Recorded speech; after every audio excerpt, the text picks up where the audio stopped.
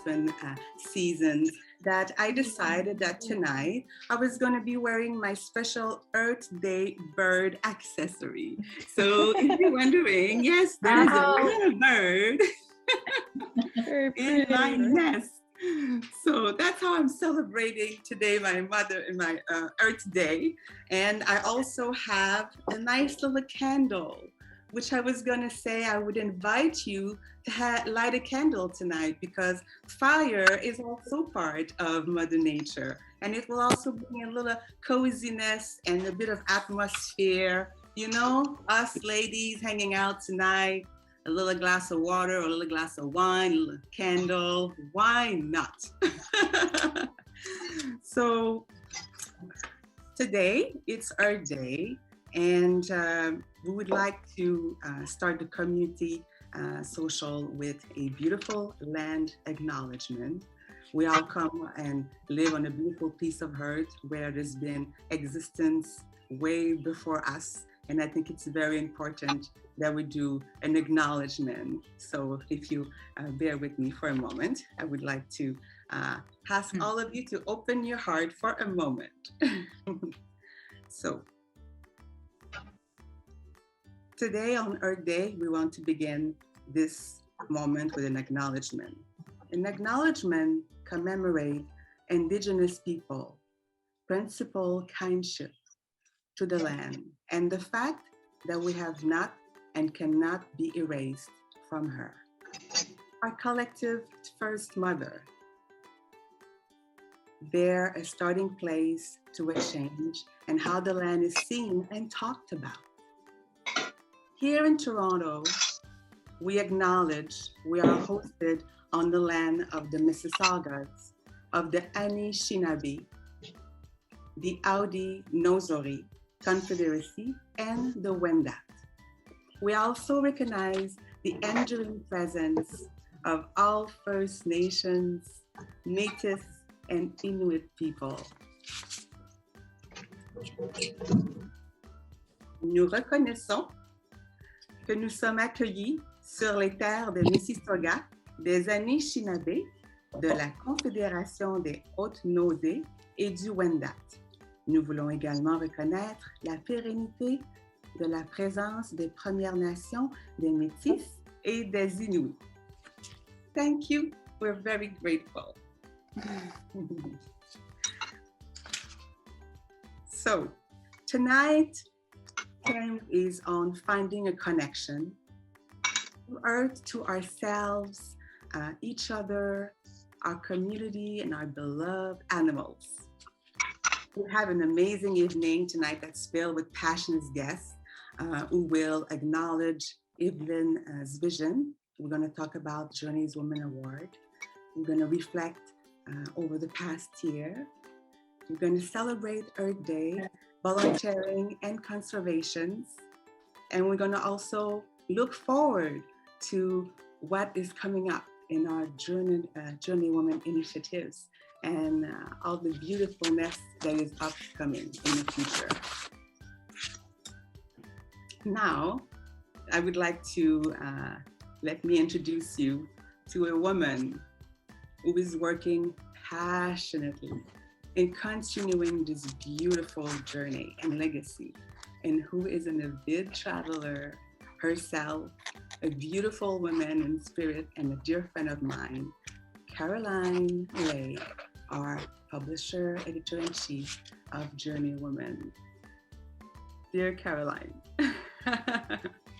Thank you, Nadine. And yes, for those of you who haven't met Nadine before, she is on our team, and she hosted a wonderful event for us in February with love letters to our younger selves, and did a fabulous job. So I asked her if she would be our hostess tonight, because I'm sure you've all had enough of me in the last year. I thought it would be nice to have a little change. So plus I just think Nadine does a wonderful job, and I never would have thought of wearing a bird on my head to commemorate Earth Day. So Nadine is a special soul indeed. So I want to thank you all for coming. I wanted to start tonight by just acknowledging Evelyn Hannon. And for those of you that have been with the JourneyWoman community for a long time, I'm sure you know who she is, but I know there might be some people that are new who haven't heard of Evelyn, and I wanted to share a story with you that I actually haven't shared with anybody, I don't think, other than perhaps Amanda and my daughter, about why it's so important to me to sustain Evelyn's legacy. And so, and you know, JourneyWoman to me isn't just a travel website for women. It is, it all started out of a really human need that Evelyn had, which was to connect with like-minded women who were passionate about travel and had gone through some of the same experiences that she had gone through. And I wanted to share with you a bit of how JourneyWoman got started, because it leads up to the award that we've just created with Wonderful that we announced this week. When Evelyn went on her first solo trip in the 1980s, she went to Europe, and she admitted that when she went by herself, she spent a lot of that time crying because she was alone. And she was wishing when she was there that she had another woman with her to enjoy all the sights and sounds of Europe. And in the 1980s, there weren't really a lot of women traveling solo, and there were even less writing about it. The media landscape was controlled by men. The editorial was written by men, and there weren't a lot of women representing a women's point of view. So when Evelyn started JourneyWoman in 1994, she was one of the first women to start talking about this. And she really, I think over the almost 30 years that she was doing this, transformed the industry. She helped the media understand that a woman's point of view mattered. And she helped the industry understand that female solo travel was a really important part of travel. And she calls it the female travel revolution. So it really started, she started at first with a printed newsletter. I think she charged $20 a year or something like that for her printed newsletter, and she sold it at bookstores. And then in 1997, when the internet started to take off, she went online with her website.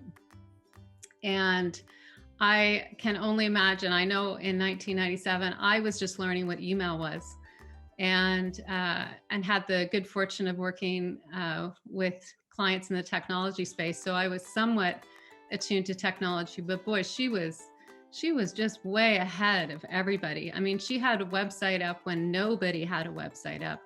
And I remember one of the very first ones I remember was Chatelaine putting up a website. She was in that, she was in that space. So she was really, really ahead of people. And then she started curating feedback, and she started collecting the voices of women. And suddenly women started to get power in the industry, and people started to realize that women's voices were important. And she was the one that started all that. So I feel her legacy is very important. She was awarded a number of awards. In 2000, Time magazine called her one of the most innovative thinkers of the new century for her writing on behalf of women in travel. In 2009, she received the Griffin Award, which is given out in BC, which said, through her writing, Evelyn Hannon has changed the way women around the world travel. She really was a catalyst for women to become the most important decision makers in travel, which we still are today. And she inspired thousands of women to take that first step as a solo traveler and get out there and see what the world held for them. So, she was just so far ahead of her time. And she passed away. It'll be 2 years ago next week. I actually can't believe it. But she passed away 2 years ago. And at that time, I have known her daughter, Erica, for a number of years. We actually met at an entrepreneurs event. And and her daughter asked me if I would be interested in taking JourneyWoman over. And at the time I was blown away that that could even be possible for me. And there were a number of things that led to that, but that was just an enormous moment because I revered Evelyn, and I know Amanda knew her as well and had worked with her, and she was really, really iconic. So that's kind of the history of, very briefly, of JourneyWoman. And then at that time, I had also sold everything I owned, and you've all heard me, I think, talk about downsizing and how I got rid of everything. So I was getting ready to travel, and these two events kind of converged, JourneyWoman and me downsizing.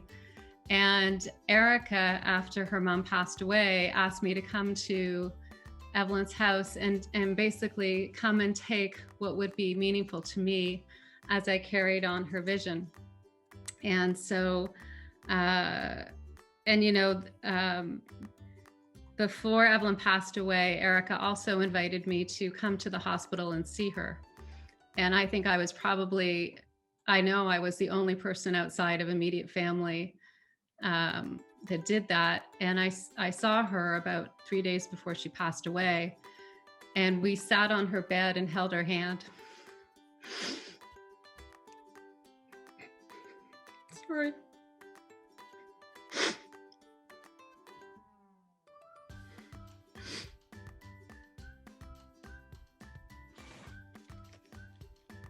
Sorry about that. Anyways, and we told her what we were gonna do. And that's why this means so much to me. So thank you all for being here. Anyways, I want to talk about the boots. So the boots, so Erica also gave me the boots. And so they sat in my closet for a few months. And I thought, I have to do something with these boots.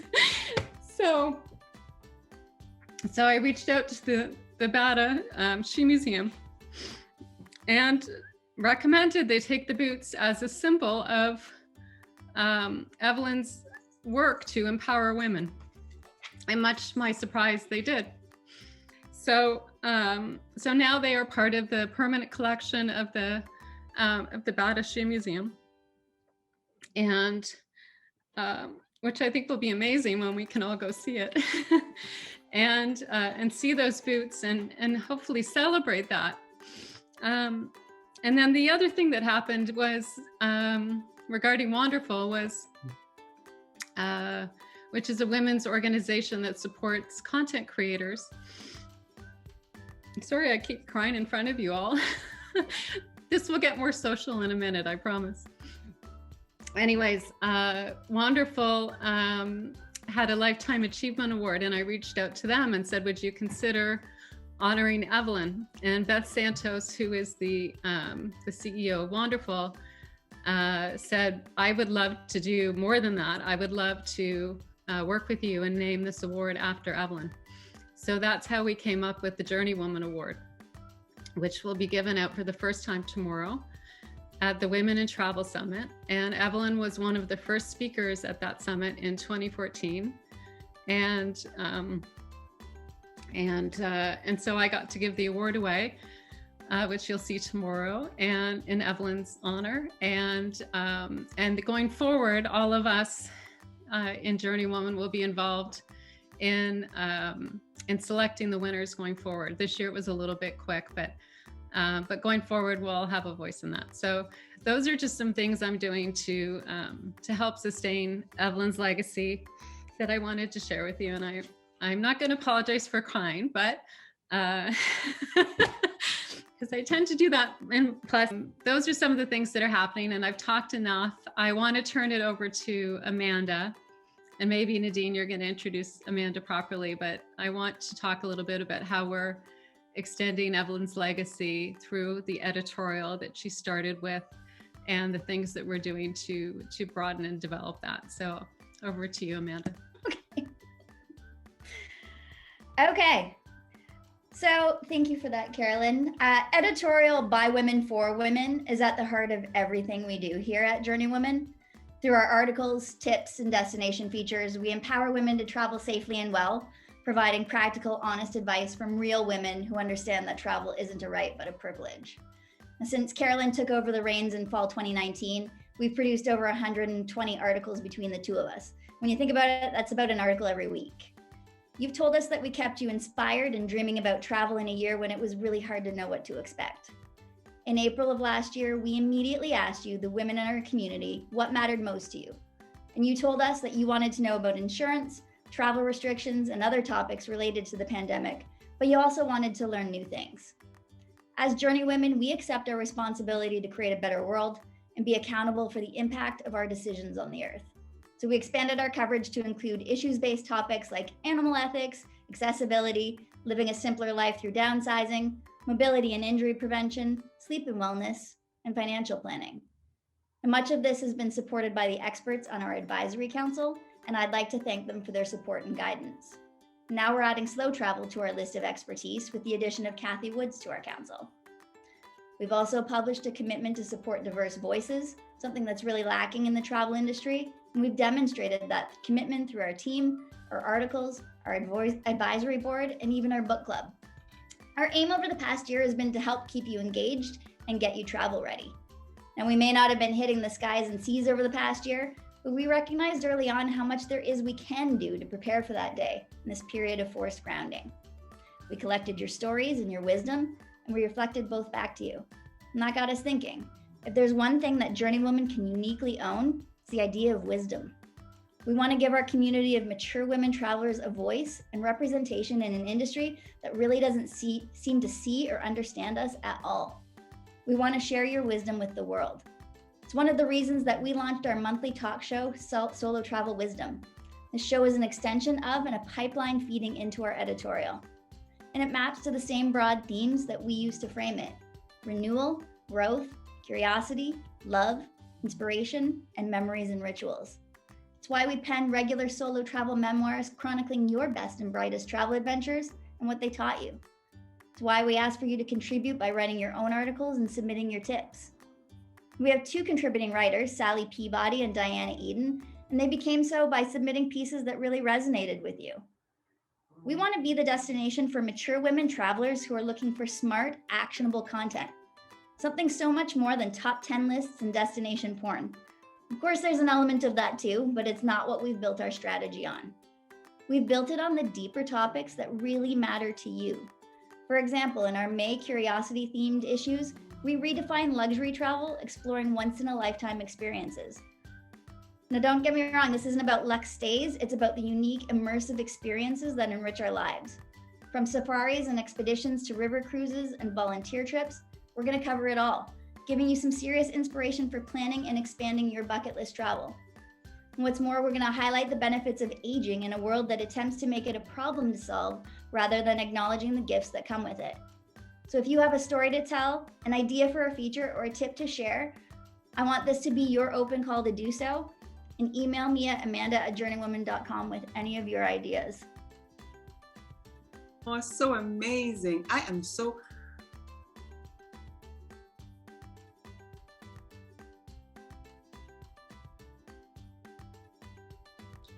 And here I am. This is so amazing. Wow. I don't know about you ladies, but this is so much to take in, and so much beauty and so much nourishment and information and root, earth, you know, the essence of what, you know, today is. And there's nothing more, more strong than when you can define the depth of the root of a tree, right? If the roots, the deeper they are, the bigger is the tree and the older is the tree. And now the root of JourneyWoman and everything that you are building and putting together right now, it is so amazing. What an amazing, beautiful tree, ladies, you are building. And all of us, we're all contributing into this beautiful tree, and we're all leaves on that tree. And I'm the delivered.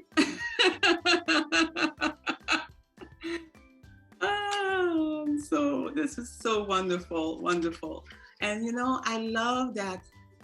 This is one thing I always said to Caroline. I said, what I love about this beautiful group of women, it's the privilege of the authenticity of being able to be ourselves, you know, to have our own emotions and express ourselves the way we need and the way we want to be. And we've reached that stage of life of being comfortable and being ourselves, and this beautiful community allows that.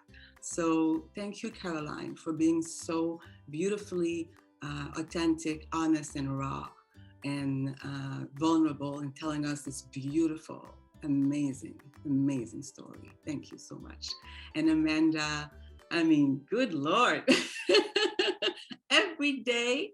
But you know what? I feel like the moment that we don't read, it's like we're missing out. We're so accustomed to receive this beautiful nourishment through the words that you're putting out there and that you're putting together. So thank you for that. On behalf of everybody, we can unmute the people for a moment. Do we have a magic button that unmutes everybody? No? Oh, I thought there was a magic button. Oh, well.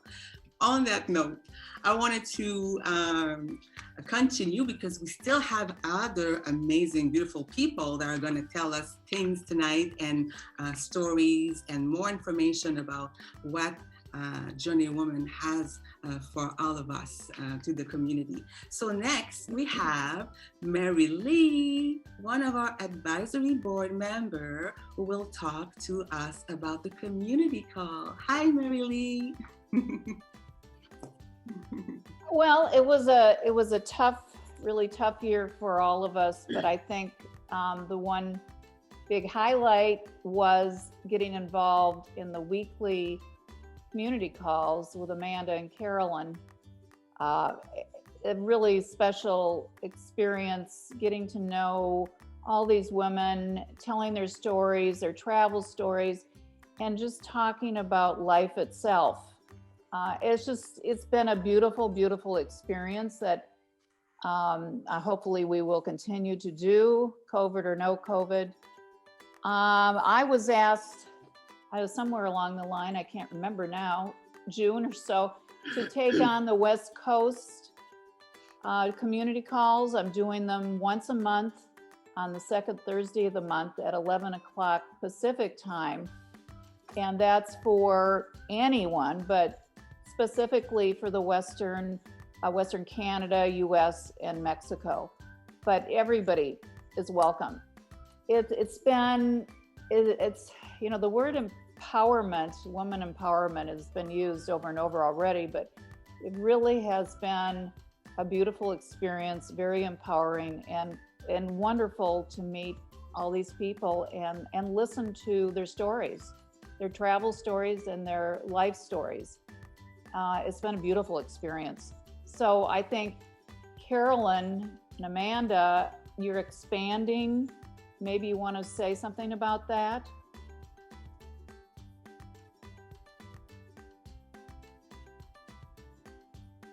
I'm putting you on the spot. No, yeah. So we are looking for women in other areas to take on the community calls. So if you want to run a women's circle in your area, let us know. We are currently looking at building out one for Australia, the Australia Valley time zone, but we welcome them anywhere in the world. We'd like some more for Europe too, so that people don't have to get up at the crack of dawn on Fridays. All I can say is try it. You'll love it. Not like it, you'll love it. And you will be addicted. It's an addiction, and it's been a really healthy addiction. So I really welcome everybody to join Fridays. It's 7 o'clock my time, Pacific time, and I set my alarm and I'm up for it. I wouldn't miss it. And also mine, 11 o'clock, second Thursday of the month, Pacific time. So join in, you'll love it. Amazing. Thank you so much, Marillee. Totally. I had a pleasure of, I'm pretty sure that most of us here must have had a chance to experience it at least once, if not You have to try this. It's wonderful. A beautiful community again. Precious time with beautiful ladies. I love it. Wendy. There she is, Wendy. Hi, hello, Wendy. everybody. And Wendy is going to tell us about the book club. Another exciting event that's happened. Want to tell us about it? Thanks, Nadine. Yes. So the book club is, in this time where we have not been able to get out and travel physically, at least we've been to have the chance to travel virtually and also to travel through our reading. In the book club this year, for the last 11 months, we meet once a month on the third Thursday of the month at 8 o'clock Eastern Standard Time. And we have traveled to Bali, Mexico, France, Italy, Spain, Iraq, Ethiopia, Egypt, Pakistan, Morocco, Ireland, the United States, Portugal, Egypt, Africa, China, and the stands. So the way the book club works is we choose, each book is featured by, it's a female author who is writing either about her travels in an area, or it could be a novel set in an area that really highlights the area itself. Our next 3 months, May, we're going to be going to Morocco to Timbuktu, an Arabian Adventure by Alice Morrison. In June, we're going to get on a sailboat and go to the Caribbean islands with an embarrassment of mangoes by Anne Vanderhoff. And in July, we're going to go to A House in Corfu by Emma Tennant. After July, we don't yet have our books scheduled for August through December. And so that's where we ask you, because it's your book club. It's not myself picking a book. It's the community is suggesting books, and then we're looking through them to see what fits well for the book club. So on the JourneyWoman site, in the book club section, there is a form you can fill out if you have any suggestions for books that you might think would be a good fit for the book club to use. And we will then take that list, curate it down, and put a poll out for everybody to vote. And that's how we'll decide on August through December books. So if you are interested in coming to the book club, it is not necessary that you read the book. A lot of times many people have not finished the book. Some have not read it at all, but we welcome everyone to come and talk about the topic of the night. So welcome everybody to come reading with me. That sounds so much fun. Thank you so much, Wendy. So I love this. Lots of readers, I am sure, in our group tonight. In our group, there are 45 women. I'm sure we have at least 40 readers. Yeah. Cathy is also part of the advisory board with our JourneyWoman, and she will tonight discuss and tell us about the support of small business and the community of our tour operators, our creators of dreams, I call them. Thank you, Nadine. So Carolyn asked me just to talk about our tour operators group, which has been such a lifeline, I think, for everyone that's part of that group. And I know that there's over 20 of us that have tour companies. Some are like myself, we're solopreneurs, so it's just me and I run trips to Bali, but I see Doni's on this call as well. And Doni has tours to multiple destinations, but we're all in the same boat in that, last March when things got shut down, so did our businesses. And I'm also a travel agent, so kind of a double whammy, but I belong to travel agent groups, but this tour operators group honestly has just been not necessarily just a lifeline, but it's been an opportunity for us to connect with each other because we're all going through the same thing. But when you are connected with people going through the same thing, you don't know what everybody else is doing. So I know I personally want to thank Tom because he was the one that made this magic happen. And we've connected in ways not only to support one another, and I'm sure everybody's tired of hearing the word pivot, especially in the travel business, but we've been pivoting for over a year now. And when we thought we had pivoted in the right direction, along comes something else, another hurdle that has made us pivot again. And well, I don't know, well, a few months ago now, but particularly right now, it's all about variants, which, you know, a few months ago, that word wasn't even on our radar. So our last call, which was just last week, we talked about that. We talk about, you know, vaccine passports, you know, how we are going to make destinations or ensure that destinations are safe for all of you that want to join our tours, you know, what that looks like. So it's just been an amazing support of small business women that, I mean, just like everybody on this call, we love to travel. That's why we're probably in this business. But it is also our business and our way of, you know, paying our own bills, as well as supporting all of the tour operators and hotel people and crafters in all the destinations that we go to. So, you know, our hearts are right there with all of you that want to travel, and we hope we can get back to that. But it's been a blessing anyways to be part of the tour operators group. And again, thanks to Tom and Carolyn and Amanda for doing this fabulous job of connecting us as a community. And I know, as someone mentioned earlier, maybe it was Marillee, that, you know, once we do get the world open and we can start traveling safely again, I believe that we are all going to stay connected, because it has been something that would not have happened if the pandemic hadn't have happened. So if there's one good thing about COVID, that's what it is. So thank you, Carolyn, and thank you for hosting again tonight. This is wonderful. Thank you so much, Cathy. Thank you so much. This is amazing. You see, it's like we have like this big community, and then we have all these little sub-communities. It's like, you know, communities of the book readers and the this and the that, and, you know, but we're all into this beautiful community at the end. That's, you know, so wonderful to be part of.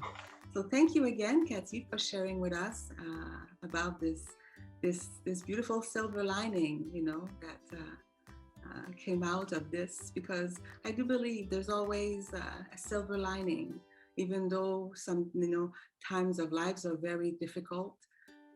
Comes a moment when the time is right that we are able to see a little glimpse of that silver lining, and eventually the silver lining becomes more clear, and then, you know, connect the dots of the path of life. So thank you so much, Cathy. And we have someone that's on the other side of this beautiful planet that we love to travel around. We have Margaret, that's from Australia. It's like it's another day. You want to tell us about how it is tomorrow? Where are you? I can see Hello. you. Hello. There Can you hear me? Absolutely, and yellow like the sunshine. I love it. Hi, Margaret. Thank you. First of all, let me apologize for the voice. I hope I'll make it through this. But I have what we are starting to call in Australia the grandparents' disease, which is a post-COVID phenomenon. At least it seems like a phenomenon. Particularly in Victoria, where we were locked down in a strict lockdown for so long, grandparents were virtually in quarantine for a long time, and we seem to have lost a lot of our immunity. And now our grandchildren are back in childcare. We're catching, but far worse, everything that our grandchildren have. So this is my second grandparent disease this year so far. Oh, wow. Carolyn asked me to speak because her brother lives in Australia, and Australia seems so normal, as though we're back to normal now after COVID. And I would say that that's partially true, but Australia, different states were affected differently, and not all states ever went through a real statewide lockdown. I come from Victoria, which is one of the southernmost states, and we had all but 90 of the COVID deaths. In our population in Australia is 25.3 million, and we had 910 deaths in total. Wow. But all bar 90 of them were in Victoria, where a lot of it spread from starting from hotels where people were in quarantine and somehow instructions weren't followed properly or whatever, but it got out into the community and particularly into aged care facilities. I would say that most Victorians are very, very happy that our government had such strict rules once we could see how the virus was killing people. At one stage in Victoria, we had a lockdown where we weren't allowed out of our houses at all, except for an hour a day exercise, during which time we had to wear masks, and to go grocery shopping, one person out of a family, and medical appointments and so on. We were also limited when we exercised to within a 5-kilometre radius of our homes. So we were very, very locked down. And that is locked down in part or fully was for almost about 8 months of the year. So in Victoria, I would say we have a new normal now. We can go out again. We haven't got any limits on where we can go. We don't have to wear masks anymore, except in 2 situations, really. One of them is if we are on public transport, and the other is if we go into a medical facility, you know, a hospital, an aged care facility, to have a doctor's appointment or so on. So in that way, we are pretty well back to normal. We still have limitations in sporting arenas. For example, most sporting events would only be allowed to have half the number, half their capacity. In restaurants and cafes and so on, seating, the number of people allowed in the place is based on, I think it's 1.5 or 2 square meters per person. If we queue up to pay for something, there are crosses marked on the floor saying where we can stand so that we are socially distanced the whole time. And these things really have become a new normal for us. I think we just feel so free compared with what it was like. In Australia now, there have been no community spread of the virus for a good many weeks now. We have had a few instances of spreads in quarantine hotels. People who are returning home from other countries have to go into quarantine for 2 weeks in a quarantine hotel at their own expense. And there's been a bit of escape between rooms and so on. But we're pretty much back to normal, I think, and very, very grateful that our government was very strict very quickly. There's no choice about masks in Victoria. We wore them or we were fined. It was as simple as that.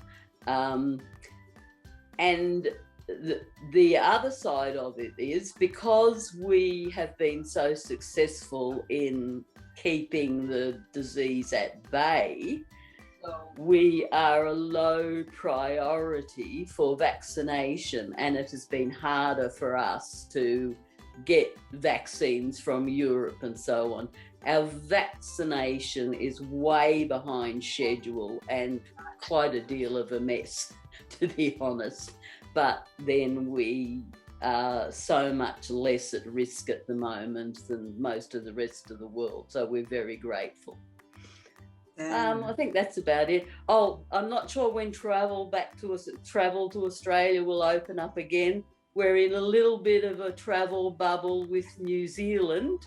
I would say on travel too, that I think many of us are very wary about traveling even to other states, because borders close very quickly if there is an outbreak, and we could be stuck in another state. And when we come home, once again at our own cost, we could be quarantined for 14 days when we come from that state. So yes, that some of us are a bit more concerned about traveling too far afield. I think that's it, unless anyone has any questions. Wow.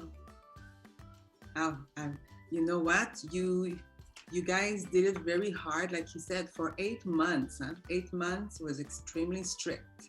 And now this is the result of this well-organized strategy on how to deal with this.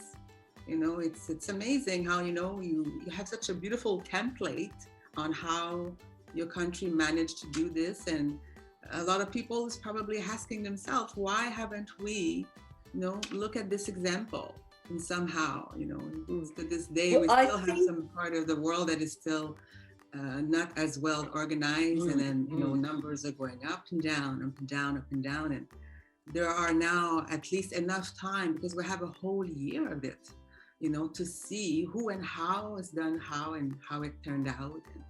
And yes, our lockdown in Victoria wasn't total lockdown for the whole 8 months. Things gradually eased from about October on.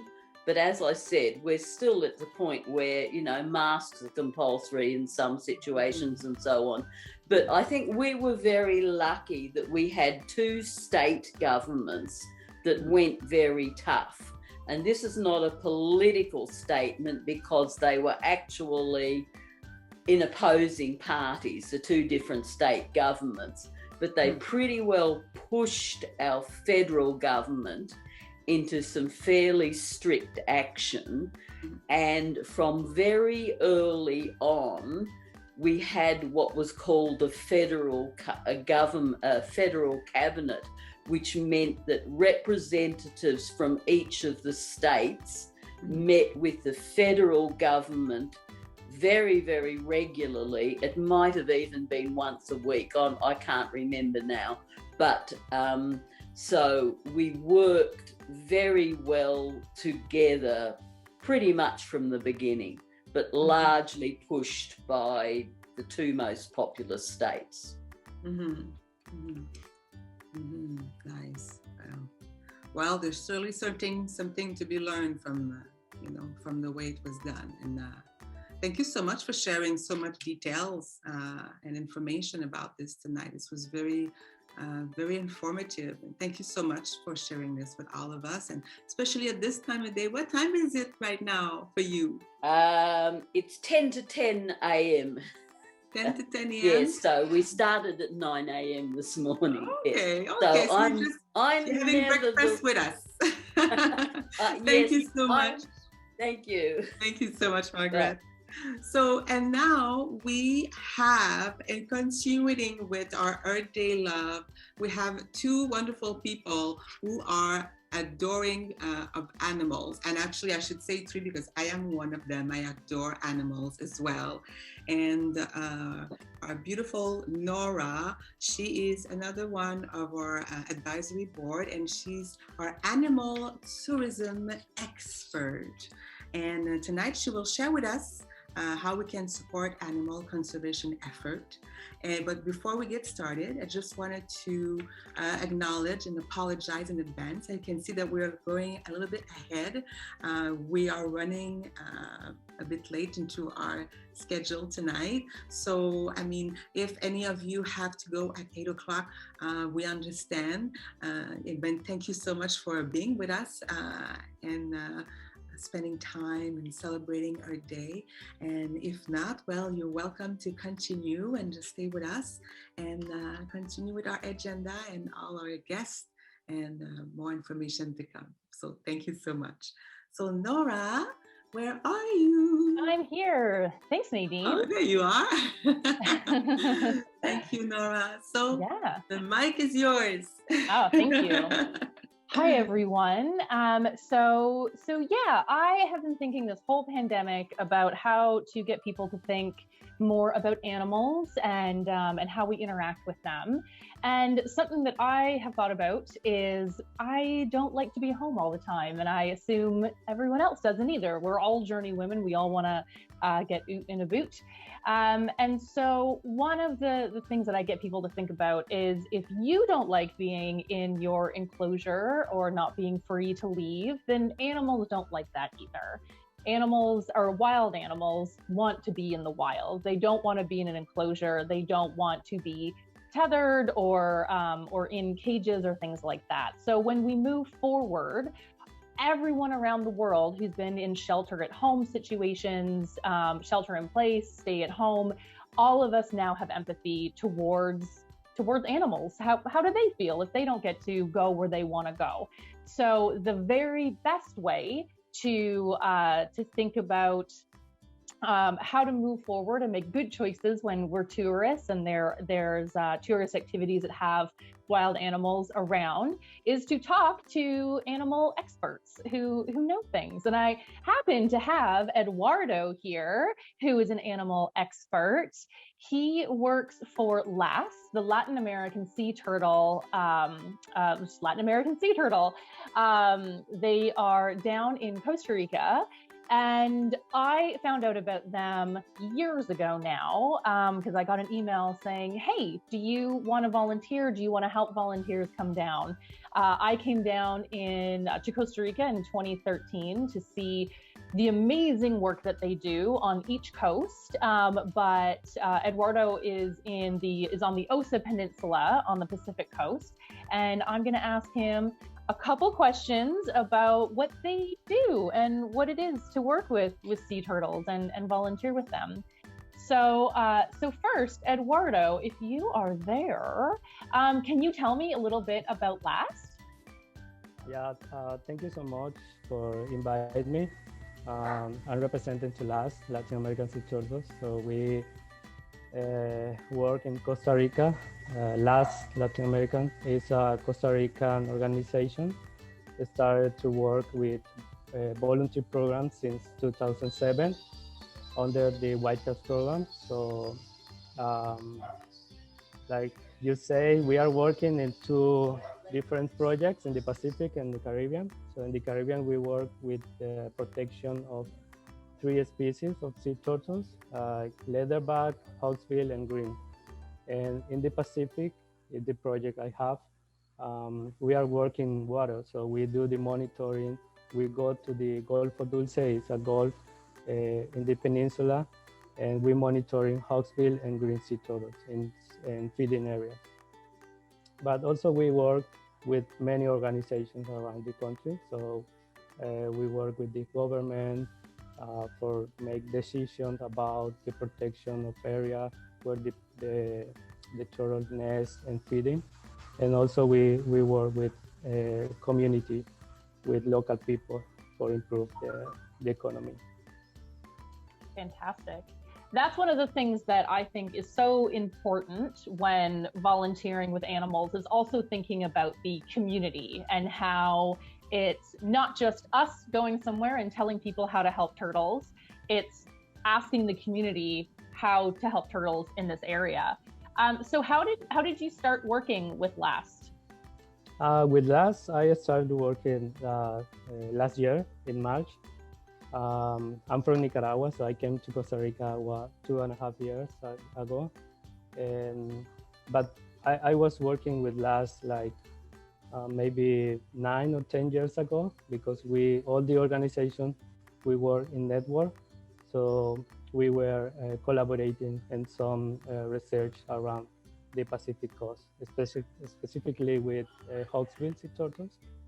So we do some research and papers, and I had a good relationship with LAS before. So they offered me the project in Pacuare before, but it was until the last year we started to work. So I was working last year in Pacuare, and now I started in Osa Peninsula. Fantastic. So Pacuare is where the leatherbacks are, and then Osa has more green sea turtles and hawksbills. Yeah. Amazing. So from very big sea turtles to pretty big sea turtles. What do you typically do in a day with volunteers? Now we don't have like a typical day, I can say, because it's low season, so we don't have volunteers. We had some volunteers in January, but with the pandemic, it's difficult to people come here. So, but the next month in May, between May and August, is the high season for us for the volunteers. The typical days we do many activities with the volunteers. So we have we work in the mangrove reforestation. So we have a nursery with plants, with planting in the forest, and we go to the ocean at the same time. We participate or collaborate with the recycling center. So here in Osa, we have a recycling center run by people, by local people, especially women. It's a group of women working. So when we have time with the volunteers, we go and help. We go, and help with the recycling, like separate the trash, like aluminum, glass, paper, etc. So other activity we do, not with the pandemic, because the school are open like maybe 2 months ago. With the pandemic was closed, but we do with volunteers the environmental education in the community. So all these activities we have to do at the same time. Maybe we have 2 or 3 groups every day working with us, like sometimes 100 people at the same time. So we have to split the groups and do all these activities. Amazing. So it does sound like, so one of the reasons I like LAS so much and I send volunteers there is because it's not just helping sea turtles one-on-one. It's also recycling, it's planting mangroves, it is community education, and it's community developed, that the community and the women there said we need to do recycling and we need help with that. So I think that's amazing, because it means these are all the ways that we're going to help sea turtles, not just by tagging them, but also by having more mangroves and having more recycling happen. Being someone from Nicaragua that then came to Costa Rica and has worked with sea turtles for a while, how can you recommend or help people find a good turtle center? I'm going to pick up some things in Fort Lauderdale that I need. Sorry, I couldn't hear very well. That's okay. We're just gonna. Yeah. Oh, there it is. Okay. Sorry about that. So you've worked with sea turtles in a bunch of different communities. How can volunteers make sure they are on a good program that does help communities and does help sea turtles? They're authentically helping the sea turtles when they volunteer. Yeah, I have to say there are some programs that don't work with people because they don't have community around. But fortunately, we have community around our projects, so we have to include the people. So, for example, here in Osa, we work with some hostels owned by local people. So they provide the food, they provide the accommodation for the volunteers, and also the monitoring is in water. So we need boats. So we work with people is living for fishing or for touring.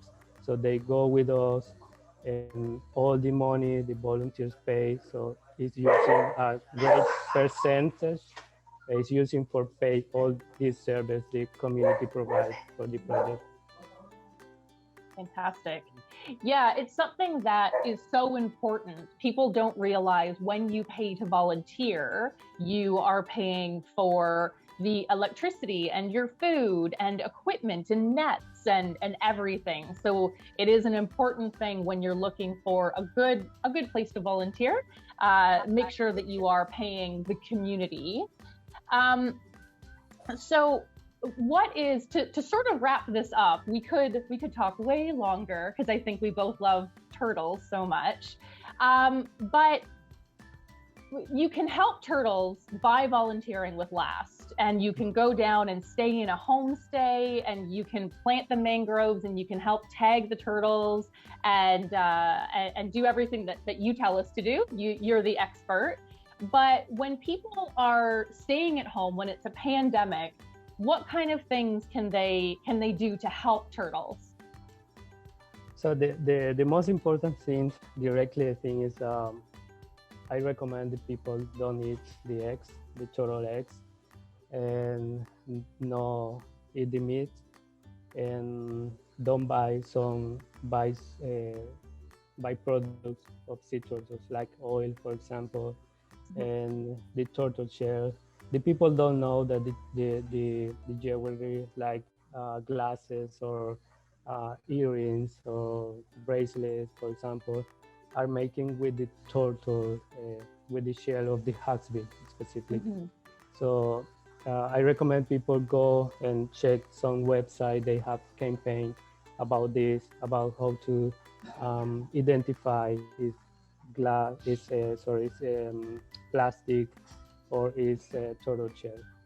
So they can go and check and learn about this. So also I recommend the people do a good deposit of the trash. So the plastic, I think the plastic is something the people is talking about now, actually, right? And microplastics, there are some projects doing research about the microplastic. We have so many problems with turtles dying for eat the plastic. So so many birds. So it's important that people understand this is a big problem for not only for the sea turtles, it's for the whole marine life. So other thing is the people by home, they can help with donations. So because the projects depends for donations by excess. So it's basically so part of these donations, so this money come from the volunteer program, but people can do some donations for the organization we are working with, sea turtles. Yeah, I think that's what some people don't realize, that even in a pandemic, there's still sea turtle conservation to do. There is still turtles that need to be tagged. There's turtles that need to have plastic taken out of them and fishing hooks and things like that. So if they donate, it's not going to be waiting. It's, tomorrow it will be used. And I do like that you brought up plastic, because plastic never goes away, it just gets smaller. So even at home in Canada, if I use something that is single-use plastic, then it gets smaller and smaller and eventually goes to the ocean. So a great way is to volunteer, and if not volunteer, donate, and if not donate, then cut down plastic. Yeah. But thank you so much, Eduardo. This was so great. Mucho gusto. It is wonderful to talk to you. And hopefully we'll get people to volunteer with LAST soon. Yeah, thank you so much. Thank you so much for the opportunity to talk with you tonight. Thank you. Thanks very much, Eduardo. Appreciate it very much. I know we're, and thank you, Nora, for hosting that. I know we're going over. I apologize for that. If I think we have about 10 minutes left, so if you can stay with us just for a minute. Nora and I are going to be doing a deeper dive into animal tourism in mid-May. So we'll have details on that soon. We know it's an important issue for all of us that love animals and love wildlife and really recognize the connections between us and the earth. So we want to talk more about this and prepare you with some general advice and tips and tools and things to think about if you were going to volunteer or go to a sanctuary or want to help with conservation. So that's something that's coming up. There are a few things I forgot to say earlier that I just wanted to mention. I wanted to, part of the reason we wanted to do this tonight was it's been a year since we launched our new website, which I spoke about briefly. It's still a work in progress. There's a tremendous amount of work to do. And I have 2 women that are working on this, and I'm actually not sure if they're here or not. One is Melissa, who has been with JourneyWoman for going on 8 years now. She worked with Evelyn for 6 years and has been with me for the last 2. Melissa, are you here? I don't know if she is. I didn't see her name. And then Stephanie, who is newer and is helping us move over content that still is on the old, the old site. There were over 4,000 pages of content that we've been reviewing that go back 25 years. And you can imagine the work involved to make sure these things are still accurate. So there's still a lot of work to do. We're trying to improve searchability on the website and make sure that the areas like the what to wear and the tips are a little more obvious, because I know there've been trouble finding them. So we're still working through, and this is my first website, so I'm learning every day all kinds of new things about websites. So that's a work in progress. And we also, Amanda and I, who are complete and total introverts, a year ago started doing a lot of virtual events, including things like this. And when we started, didn't even know how to turn the camera on for Zoom. And here we are, still bravely trying to figure out how virtual events work.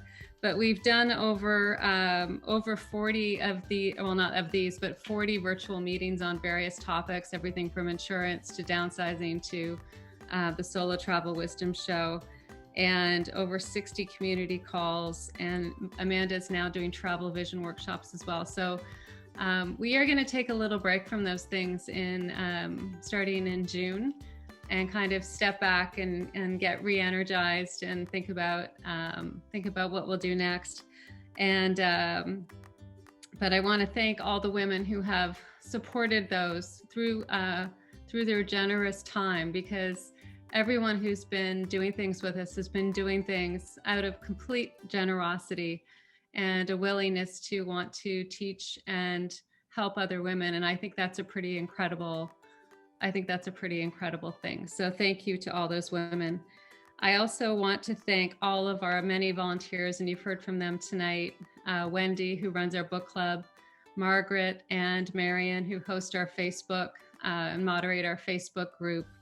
All of our advisory council members, many of whom are on this call. There's 14 now with Cathy. And we have a call every month where we talk about all the things we can do to be of service to you. And I want to thank them for their time. And then lastly, I'm going to go back to my notes because I missed a few things the last time. We are working also on a forum on our site, which will be up in June. And we have we actually have some JourneyWoman merchandise, including Evelyn's original luggage tag, and also some new travel books and some other things that will be available shortly. And another exciting thing that we're working on, and I know Doni is somewhere here, we're going to have our first JourneyWoman conference. Doni, do you want to talk about that real quick? Yeah, real quick, because I know a lot of you guys want to eat dinner or, whatever.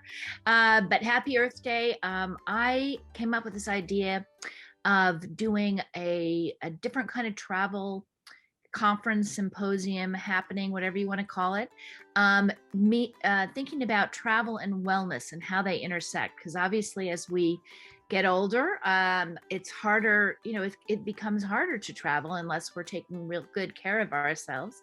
And also wellness in the sense of self-discovery.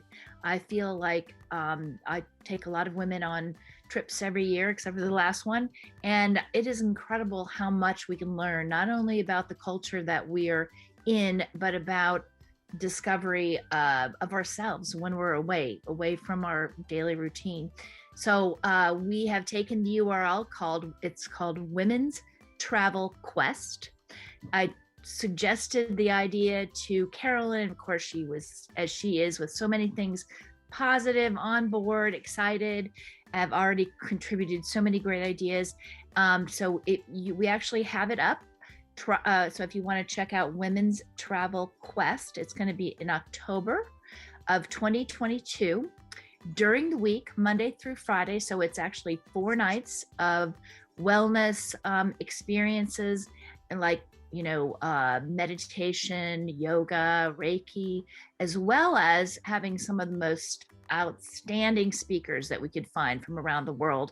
One lady is called Lola Akinmade. She's Nigerian from Sweden, and she is an award-winning National Geographic photographer, and it will probably bring tears to your eyes. She's such a moving speaker. I also have signed up Long Jung. She is the author of First They Killed My Father, which was made into a movie by Angelina Jolie, happens to be a friend of hers, lucky her. And it's, about her life story, which was as a Cambodian refugee. And the headline speaker is Debbie Phillips. You might not know her name, but she is my life coach, as well as the life coach to many people, including people currently in the White House, people who have been presidents, former presidents. So she's kind of a real huge rock star in that field. And she and I actually are doing a trip together. She does a thing called Vision Day. But the point is that these women are going to, I think, really rock your world. They're just some of the coolest people that I've ever met. And Carolyn's got a lot of, we've got a whole fantastic list of speakers, and that's going to be revealed soon. So we're working hard on it. It's not till October of 2022, but it's in Sonoma, California, at a beautiful ranch. So we'll be eating really healthy meals. We're going to have some really cool shows to watch at night. We're going to do laughing yoga, all kinds of fun things. So maybe some wine. What's that? Maybe some wine. Yes, it's hard to be in wine country without wine. Anyway, so we hope some of you guys would consider joining, but check out the website. We just put it up like yesterday, so more information to come. Thank you, Doni. Yeah, I'm really excited about that. So those are some of the things that are coming up. I don't know if anyone has questions. I'd be happy to answer them or talk after, because I know we are running late. But what we wanted to do tonight was just kind of, touch base, let you know what we've been working on, talk about what's coming up, and of course, welcome all your ideas, and see if you have any questions about the future or anything we can help you with. So that's what we're here for. And we thought we would end with Joy tonight. So yes. Joy sang at our holiday social. And so I asked her if she would sing again with a nice Earth Day themed song. So she's having a sip of wine. There she is.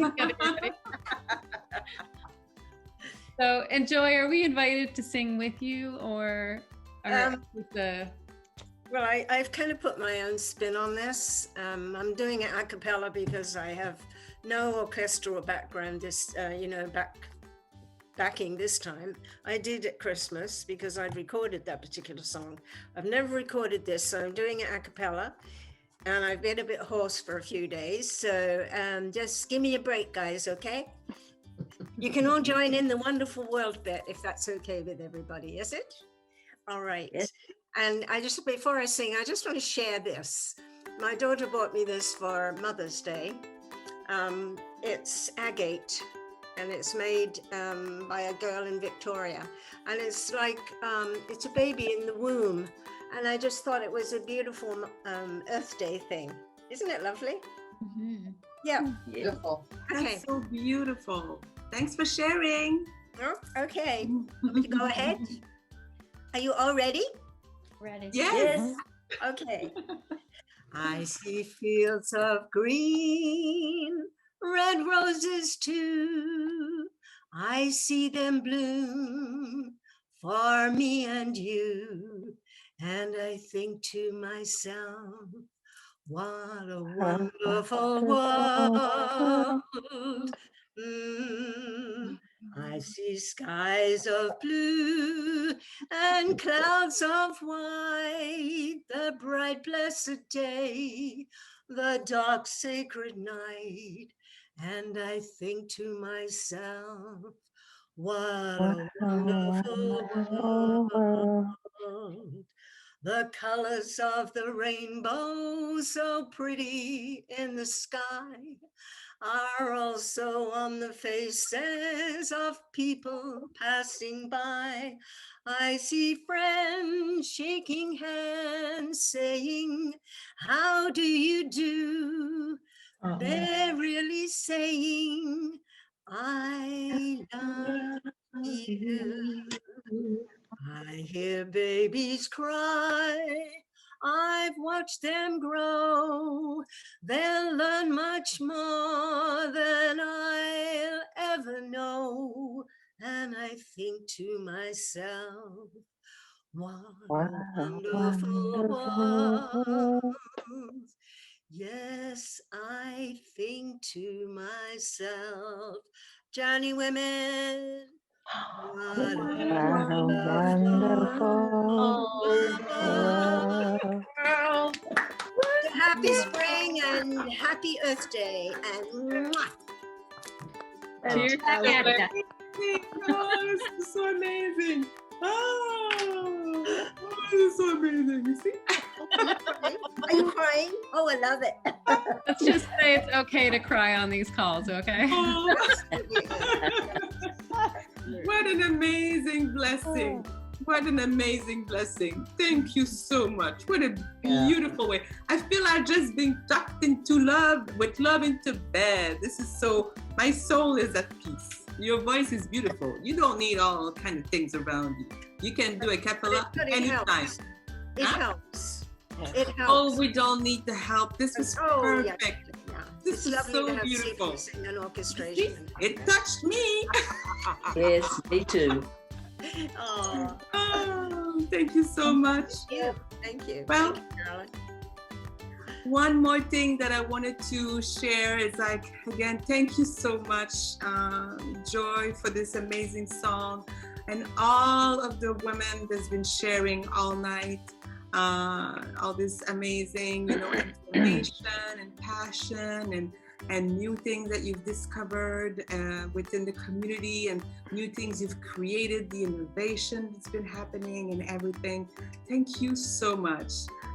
Again, this is such a great, beautiful community to be part, and we're always sharing so generously. And tonight was another night of, sharing generously, celebrating earth, love, women, strength, dream, traveling, and everything in between. And it's just a beautiful night. And as much as we are so blessed, I just wanted to also just bring a nice little reminder that, we have each other, but there's some people out there that are not necessarily in the same situation. So if you think of anyone you haven't reached out, bring a hand out or an ear to listen to someone that, would love to have some human connection, some love, and just, feel connected again. Let's go out there, because we're so full of light and all little lights. So let's go out there and light up the world. So on that note, I send you a lot of love. Thank you so much. I feel so privileged every time that I am with you. My heart, my soul, everything is nourished. I feel like I'm on steroid of love right now. So I wish you a good night, thank you for your time, and I can't wait for the next time that we're gonna do something all together. And have a nice, cozy evening.